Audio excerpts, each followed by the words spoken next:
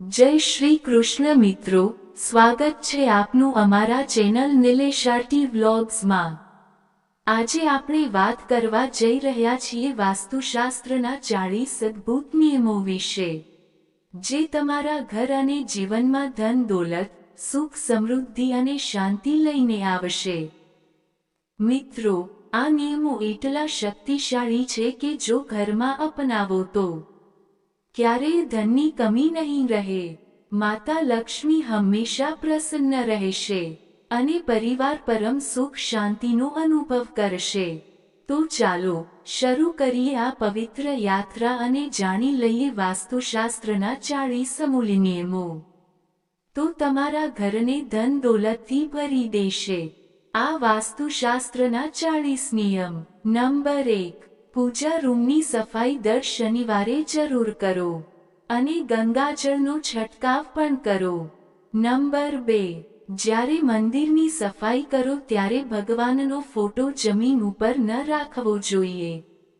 Number 3, મંદિરનો દીવો રોજ સાફ કરીને જ પ્રગટાવવો જોઈએ। નંબર 4, પૂજા કર્યા પછી મંદિરને પડદાથી અવશ્ય ઢાંકી દેવું જોઈએ। નંબર 5, પૂજા રૂમમાં પ્રતિદિન એટલે કે દરરોજ એક કપૂર અવશ્ય સળગાવવું જોઈએ।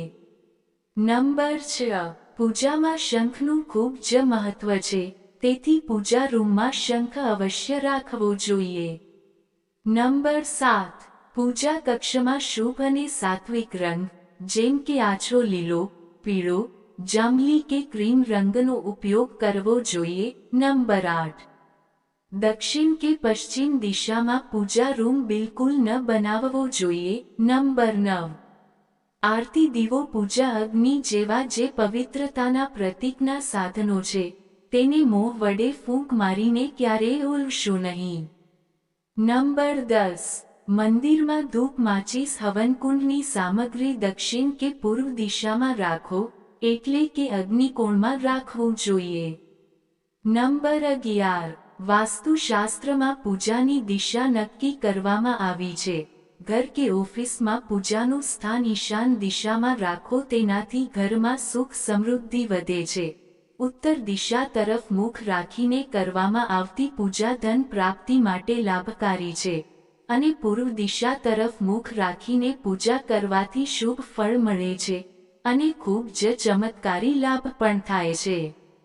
નંબર 12, ઘરમાં સવારે થોડા સમય માટે ભજન અવશ્ય વગાડવા જોઈએ। નંબર 13, ઘરમાં સાવરણીને હંમેશા છુપાવીને રાખો, એવી જગ્યાએ રાખો જ્યાં કોઈનું આવતા જાતા પગ ન અડે અને સાવરણીને હંમેશા નીચે પડેલી રાખો, ઊભી સાવરણી ક્યારેય ન રાખવી જોઈએ।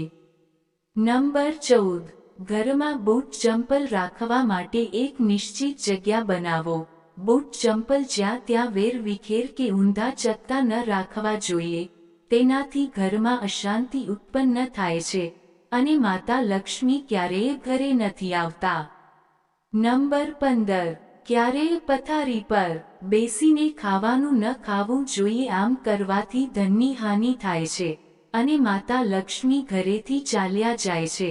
જો શક્ય હોય તો રસોડામાં જમીન પર બેસીને ભોજન કરવું જોઈએ, આનાથી તમારું ઘર ધન સંપત્તિથી ભરેલું રહેશે અને ક્યારેય ધનની કમી નહીં થાય। નંબર 16, કોશિશ કરો કે ઘરમાં કોઈ પણ બંધ ઘડિયાળ દિવાલ ઉપર ન રાખો, જે ઘડિયાળ કામ ન કરી રહી હોય તેને ઘરમાં ન રાખવી જોઈએ। નંબર 17, નવી સાવરણીનો ઉપયોગ હંમેશા શનિવારના દિવસે જ કરવો જોઈએ। નંબર 18, ઘરમાં ક્યારેય કરોળિયા ન થવા દેવા જોઈએ, નહીંતર ભાગ્ય અને કર્મ બંને બગડવા લાગશે અને દરેક કામમાં બાધા આવવા લાગશે। નંબર 19, આ વાતનું ધ્યાન રાખો કે કોઈ પણ રૂમમાં જો બીમ બનાવી હોય તો તેની નીચે ક્યારેય બિસ્તર ન લગાવો, તેનાથી ઘરમાં નકારાત્મકતા વધે છે। આવામાં કોશિશ કરો કે બીમ ઉપર કોઈ પણ વસ્તુ ન રાખો, ત્યાં બેસવું કે સૂવું પણ ન જોઈએ। નંબર 20, જો તમારા ઘરનો કોઈ સદસ્ય હંમેશા બીમાર રહે છે તો ઘરમાં મીઠાના પાણીથી પોતું કરવું જોઈએ, તેનાથી ઘરમાં નેગેટિવ દૂર થાય છે, સાથે જ પોઝિટિવ એનર્જીનો સંચાર થાય છે. નંબર 21. વાસ્તુ અનુસાર સ્વસ્થ જીવન અને લાંબા આયુષ્ય માટે તમારે હંમેશા દક્ષિણ દિશા તરફ માથું રાખી અને ઉત્તર દિશા તરફ પગ રાખીને સૂવું જોઈએ. આ દિશામાં માથું રાખીને સૂવાથી વ્યક્તિને ધન, સુખ, સમૃદ્ધિ અને કીર્તિ પ્રાપ્ત થાય છે. નંબર 22. જો તમારા ઘરમાં વધારે દવાઓ છે અને તેમાંથી ઘણી દવાઓની તમારે તેની જરૂર નથી, તો તેને ફેંકી દેવી જોઈએ. જો આમ ન કરવામાં આવે તો આ દવાઓ બીમારીને આમંત્રણ આપે છે. નંબર 23. પૂર્વ દિશા તરફ માથું રાખીને સૂવાથી સ્મૃતિ, એકાગ્રતા અને સ્વાસ્થ્ય સારું રહે છે અને મનુષ્યની આધ્યાત્મિક વૃત્તિ વધે છે. વાસ્તુશાસ્ત્ર પ્રમાણે છાત્રોને ખાસ કરીને સ્મૃતિ અને એકાગ્રતા વધારવા માટે પૂર્વ દિશા તરફ મોઢું રાખીને સૂવું જોઈએ. નંબર 24. વાસ્તુ અનુસાર ભોજન કરવા માટેનું ઉત્તમ સ્થાન પશ્ચિમ દિશા છે. ઘરની પશ્ચિમ દિશામાં બનેલું ડાઇનિંગ હોલ ખૂબ જ શુભ હોય છે. આ દિશામાં ભોજન કરવાથી માં અન્નપૂર્ણા પ્રસન્ન રહે છે. નંબર 25. વાસ્તુશાસ્ત્ર પ્રમાણે પશ્ચિમ દિશા તરફ માથું રાખીને સૂવાથી પણ તમને ફાયદો થાય છે, કારણ કે આ દિશા પ્રસિદ્ધિ, પ્રતિષ્ઠા અને સમૃદ્ધિમાં વધારો કરે છે. નંબર 26. આ પણ ધ્યાન રાખો કે ભોજન કક્ષની સામે ઘરનો મુખ્ય દરવાજો અથવા તો શૌચાલય ન હોવું જોઈએ, નહીંતર માનસિક કષ્ટ રહે છે. નંબર 27. દક્ષિણ અને ઉત્તર દિશા તરફ મુખ રાખીને ભોજન બિલકુલ ન કરો. આ સેહતની દ્રષ્ટિએ બિલકુલ સારું નથી. નંબર 28. રસોડામાં પીવાનું પાણી ઉત્તર પૂર્વ દિશામાં રાખવું જોઈએ. નંબર 29. રસોડામાં ગેસ દક્ષિણ પૂર્વ દિશામાં રાખવો જોઈએ. નંબર 30. રસોડામાં પાણી અને આગ ક્યારેય એકબીજાની પાસે ન રાખવા જોઈએ. નંબર 31. રસોડામાં જો સાવરણી, પોતું અથવા તો કોઈ પણ સફાઈનો સામાન રાખો છો તો તેને નૃત્ય કોણમાં રાખવો જોઈએ. નંબર 32. રસોડામાં કિચન સ્ટેન્ડની ઉપર સુંદર ફળો અને શાકભાજીના ચિત્ર લગાવો. અન્નપૂર્ણા માતાની તસવીર પણ લગાવો. તેનાથી ઘરમાં બરકત બની રહેશે.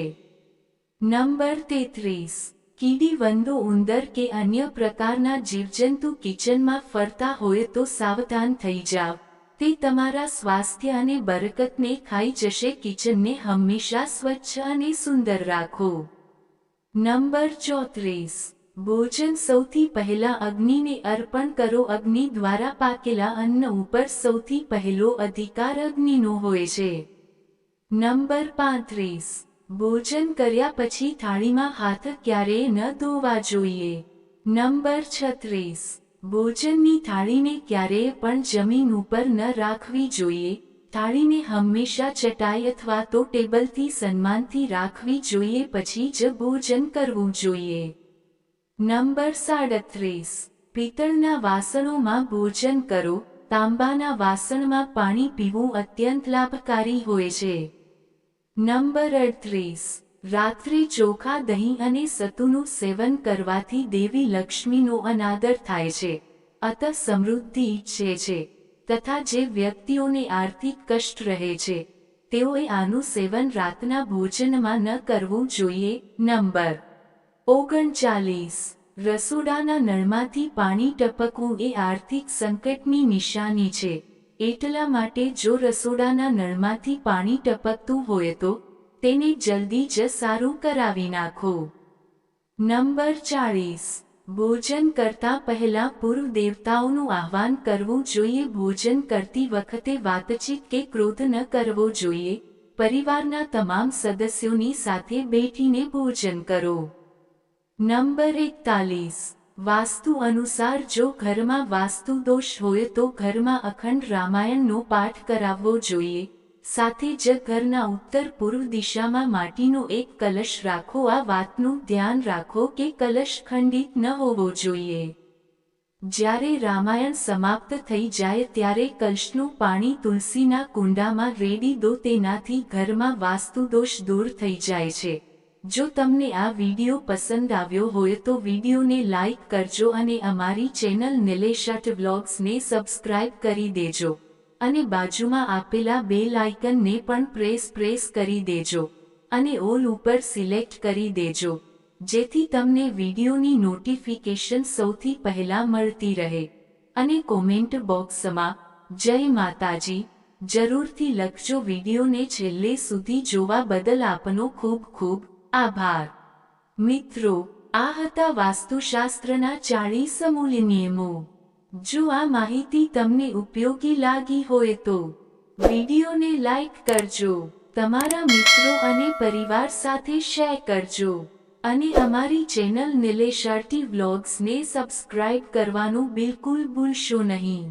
કોમેન્ટ બોક્સમાં જય માતાજી લખીને અમને આશીર્વાદ આપજો. છેલ્લે સુધી વિડિયો જોવા બદલ આપનો ખૂબ ખૂબ આભાર. જય શ્રી કૃષ્ણ.